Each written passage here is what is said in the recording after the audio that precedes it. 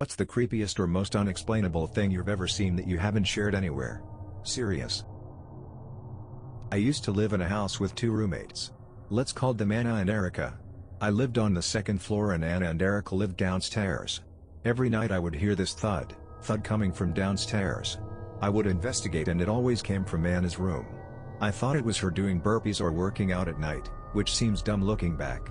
I never talked to Erica about it because I thought it was in my head, and since I was on the second floor it never really bothered me.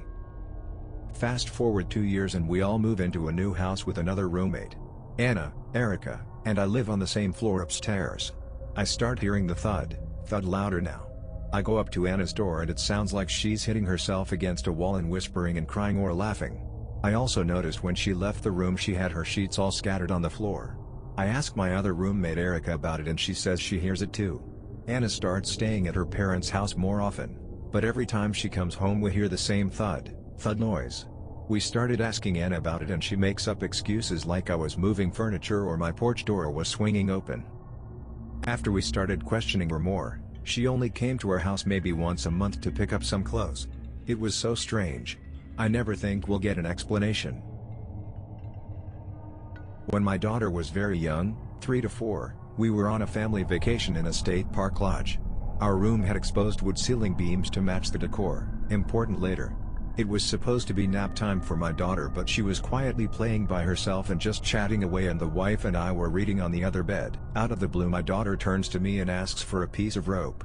I asked why she needed the rope and she nonchalantly replies, "It is for my friend, the purple girl on the ceiling." My wife asks, "What friend?"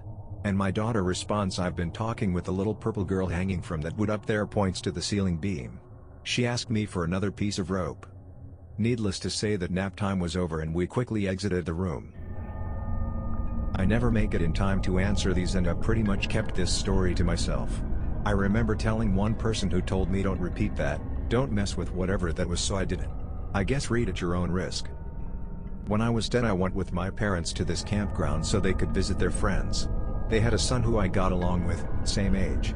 Sometimes however if there was other kids around the son would try and pick on me to impress them.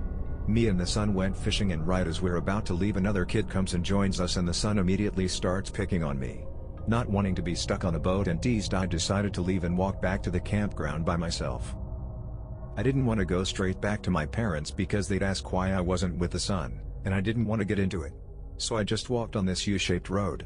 In the center of the U are campers and on the other side is woods with a lake around it. At the very center of the U is a park.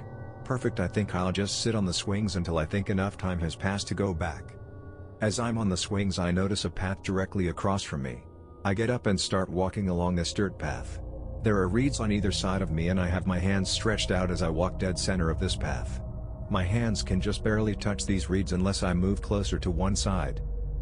I walk for about 10 minutes maybe and I get to this pond. Crystal clear water and I have this urge to drink it.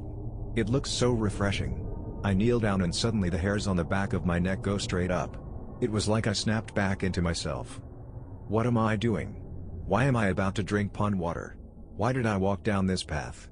I start feeling really uneasy so I turn around and start walking the same way I came. Let me clarify. There was only one path. Straight. I made no turns. I didn't walk around this pond. I simply walked to the end of the path, got freaked out about something and turned around. Suddenly all types of bugs were now around. I kept walking and I noticed the dirt path is getting more and more narrow. The reeds and tall grass are now at my arms and there's a constant buzzing feeling in my ears from these bugs. The path gets so narrow that I have to walk sideways to avoid the reeds. I yell out help and I hear a voice ask if I'm okay. I reply I'm lost and a woman says just walk straight honey, I see you. I see nothing, it's just tall grass and reeds. I walk a few feet and see the road. I am scratched from head to toe and there's a woman by the playground asking what happened. She takes a Kleenex out of her pocketbook and starts wiping some of the scratches and I tell her what happened. I look behind me and see no path. I'm at the same park. I'm in front of the swing I was just on. The woman looks at me and tells me that I shouldn't even think about it and to just forget it happened because I'm fine now. But she really emphasized not to talk about it. I've always been on the fence about it. I'm sure there was one path in and one path out. The bugs could have steered me off course. Maybe me being paranoid? Or something more sinister that nearly trapped me for good. Back in 2016 my mother was staying at my place because my father was in the hospital at the time and my apartment was right next to the hospital. One night I had this dream that the landline rings and my mother answers the phone and hears the news that my dad has passed away. She hangs up the phone and tells me that my uncle, a doctor at the hospital my father was in, just gave her the news of my father's passing. I wake up startled.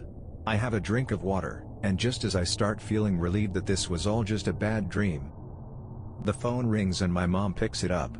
I was just watching her from a distance, noticing the expression on her face, noticing the tears that started dripping down her cheek, and she hangs up the phone and tells me that my uncle just told her that my father has passed away.